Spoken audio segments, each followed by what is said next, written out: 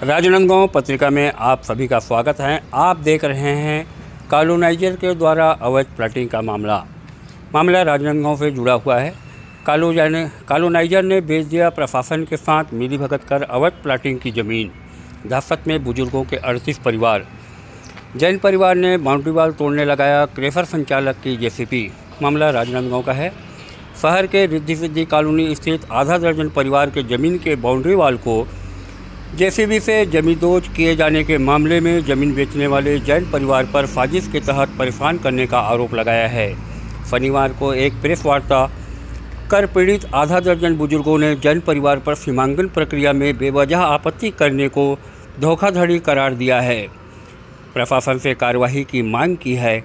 जैन परिवार पर 38 से ज़्यादा लोगों को भी अनावश्यक तौर पर परेशान करने का आरोप लगाया गया है।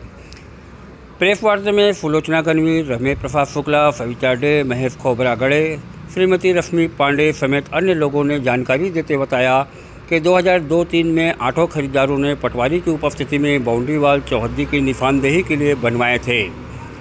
बैनामा रजिस्ट्री में ज़मीन को खरीदारों को दिखाया गया था और मौके पर खूंटा गाड़कर भूमि का कब्जा सौंप दिया गया था। इसके बाद जैन परिवार ने परेशान करने के उद्देश्य से सीमांकन में हमेशा अड़चनें पैदा की है।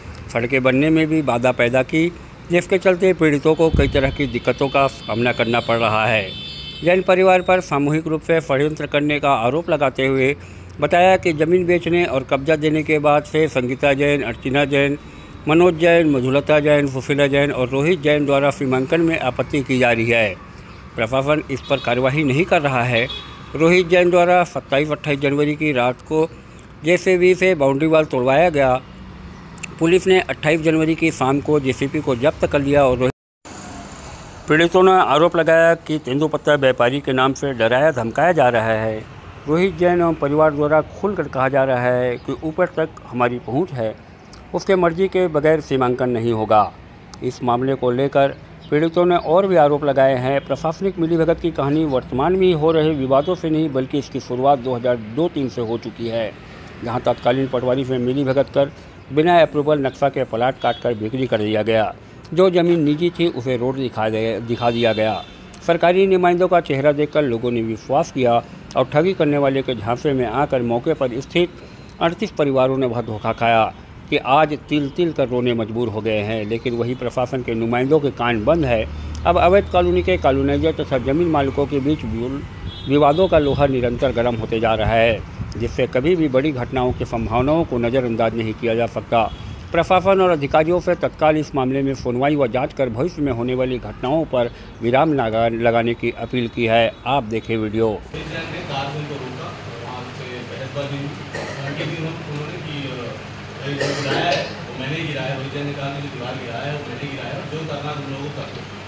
क्योंकि वो अकेले ही आज इसलिए वहाँ से जिस तरह से वापस आए और उसके बाद अगले दिन जो है हम लोग FIR के लिए थाने पहुँचे कसनपुर में। तो उनको इस बात की क्योंकि पहले से खबर थी रात की, और FIR लिखा गया और बड़ी मुस्तैदी से उसी दिन जेसीबी को खोजने के लिए हो गया। और शाम तक जो है जेसीबी हम भी गए थे उनके साथ। तो गोरदा गए, गोरदा से फिर पता चला कि गोरदा में नहीं है, तो उन्होंने बहाना बनाया कि ड्राइवर भी नहीं है और जेसीबी भी नहीं है, तो दिल्ली राजा भेजते ऐसा कुछ बहाना। फिर जो हमारे साथ पुलिस दल के गए तो उन्होंने कहा कि एक बार और इनका दूसरा भी जो क्रशर है, इनका जो क्रशर जो है जहाँ तक जानकारी है वो निर्मल जैन और अंकित जैन संचालित करते हैं सर। तो मोखली में शायद एक और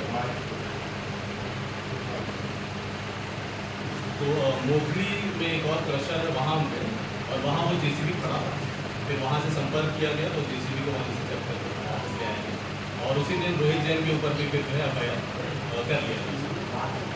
इसके पीछे जो सारी घटनाएं क्यों हुई उस दिन ये घटना, इसके बारे में थोड़ी जानकारी आप लोग देना चाहूँगा। क्योंकि ये मामला लगभग 22 साल 2002 और 2003 में जब खरीदा गया प्लॉट, सभी लोग सरकारी कर्मचारी हैं, किसी का यहाँ वहाँ से कोई इस तरह का संबंध नहीं है जो गुंडागर्दी का यूज करे। उनके ऊपर लगातार 20 साल से जो है गुंडागर्दी, धमकाए और प्रशासन का भी गलत दुरुपयोग करके जैन परिवार द्वारा ये कार्रवाई की जाएगी कि वो लोग अपना परेशान होकर ज़मीन बेच दें या वापस उन्हीं को बेच दें, किसी भी तरह से वहाँ से ज़मीन छुड़ा दें।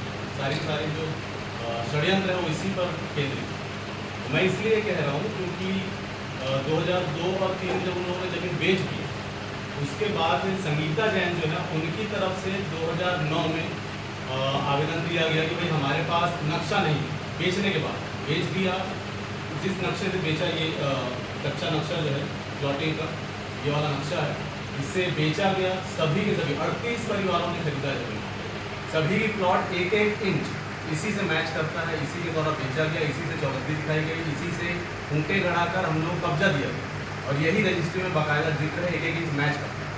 अब उनका ये कहना है 2009 में जो संगीता जैन ने ये कहा कि तहसीलदार के पास आवेदन दिया कि हमारे पास भी 506 का नक्शा बटांकन नहीं है और हमको दोबारा से उसमें बटांकन करना है। तो तहसीलदार महोदय ने इसको रिजेक्ट कर दिया कि भाई हम ऐसा नहीं कर सकते। इसके बाद फिर अपील हुई, अपील में SDM ने 2014 में निर्णय दिया है कि क्योंकि कोई भी नक्शा 506 का बटांकन का कोई भी नक्शा नहीं दिखता, इसलिए पुनः बटांकन किया और उसके बाद से कार्रवाई हुई, उसके बाद से बटांकन हुआ नहीं। तो इस बात का फ़ायदा उठा करके रोहित जैन और उनके पीछे सारे जैन परिवार वाले रहे होंगे, उन लोगों ने वहाँ पर 2015 में अवैध रूप से बिना किसी को जानकारी दिए वहाँ पे अपना सीमांकन करा लेते हैं और उसकी चौहद्दी अभी तक नहीं दिखाई। हम कई बार बोले उनसे कि आप जो सीमांकन किए चौहद्दी कहाँ से कहाँ तक सीमांकन कराया आपने, वो दिखाई, वो हमको अभी तक दिखाया नहीं गया। और अजीब सी बात यह है कि जो बेचा गया है ज़मीन, जहाँ पर रोहित जैन कहता है कि भाई हमको नहीं पता है, वो बेचा गया उसके नाना के द्वारा और उसके नाना जब जिन लोगों को बेचा है उनका भी वहाँ पे कब्जा है, दीवार बनी हुई है, उनको भी तोड़ा गया और उन दीवारों को भी तोड़ा गया है जो वहाँ पर जहाँ पर वो क्लेम करता है कि यहाँ पर हमारा चौहद्दी है, उनसे बाहर भी जो उनको भी तोड़ा गया और वहाँ पर भी कोई कार्रवाई नहीं। ये पहली बार घटना नहीं है जब उसने तोड़ा है, इसके पहले भी एक बार ये कार्रवाई हुई है, उसने तोड़ा था। ये मार्च 2023 की बात, तब भी हमने शिकायत की थी, पुलिस थाने में शिकायत की थी, कलेक्टर महोदय के पास शिकायत की थी, तहसीलदार के पास शिकायत की थी, SDM के पास शिकायत की थी। उसके बाद भी कोई कार्रवाई उस पर नहीं हुई है। हमने बार बार कहा कि आप सीमांकन की एक टीम भेज दीजिए, उन लोगों ने टीम भेजा और उसके बाद फिर वो टीम जो आती है उसको जैन परिवार का ही कोई अंकित जैन है, वो ऐसा रोहित जैन कहता है कि हम तो फ़ोन करा देंगे, आपका सीमांकन नहीं। तो ये एक तो कारण ये हो गया कि जब भी कोई वहाँ पे आता है सीमांकन करने, वो उसको फ़ोन करवा देते हैं ऊपर से और किसी कारण से वहाँ पर रुक जाता है। दूसरा बहाना जो वो लेता है रोहित जैन और जैन परिवार पूरा ही, जब वो लोग लिखते हैं सीमांकन के समय जो पंचनामा में लिखते हैं वो लिखते हैं कि कोर्ट में केस चल रहा है, हाई कोर्ट में केस चल रहा है। तो हम तो पहली बार में इसी तरह से हम धोखा खा गए, भाई कोर्ट चल रहा है केस, तो हमको पता नहीं। लेकिन जब हमने निकाला और उसको पूरा पता किया तो मामला ये हुआ कि 2016 में नगर निगम आयुक्त की तरफ से SDM को एक पत्र लिखा गया है और एक थाना कोतवाली के प्रभारी को पत्र लिखा है। उस पत्र में ये है कि तफ्तीश के बाद पाया गया है, आयुक्त महोदय उसमें पत्र में लिखते हैं कि ये अवैध प्लॉटिंग है। जो संगीता जैन, इंदरचंद जैन, इनका पदाधिकारी रोहित जैन बनता है, नाती उनका, और इन दोनों की प्लॉटिंग में अवैध प्लॉटिंग पाई गई है। इसलिए जो भी धाराएँ लगाकर उन्हें, तो ये अवैध प्लॉटिंग को पक्का करके जो सड़क, जो आवागमन की सड़क है, उसको नगर निगम अपने कब्जे में ले ले और उसको डेवलप करे, बनाए, नाली बनाए, सड़क बनाए।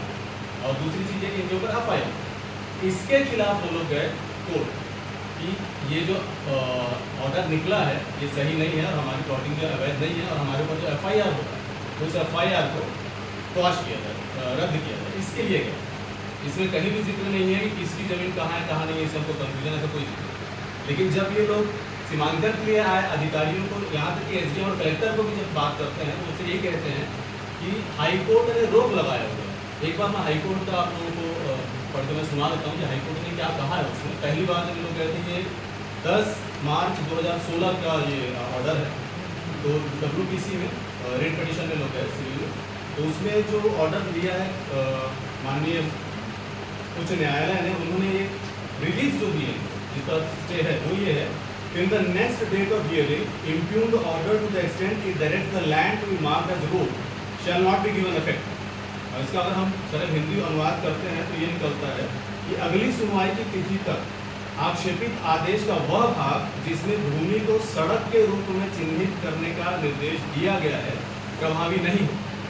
सिर्फ इतना, इसका मतलब ये कि जो नगर निगम है या जो एडमिनिस्ट्रेशन है वो उस जगह को सड़क के रूप में चिन्हित नहीं करेगा। इसमें यह कहीं नहीं कहा गया है कि इसका सीमांकन नहीं होगा या इसमें कोई विवाद है।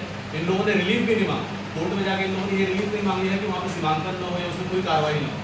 रिलीफ उन लोगों ने एक और जो बात फैला रखी है वो ये कह रहे हैं वो कि हम कोर्ट में गए हैं और इसका मुआवजा मांग रहे हैं। किसका? सड़क का मुआवजा मांग रहे हैं, जिस पर नगर निगम ने सड़क बनाने की कोशिश की, उसका मुआवजा मांग रहे हैं। उसका मुआवजा उन लोगों ने नहीं मांगा।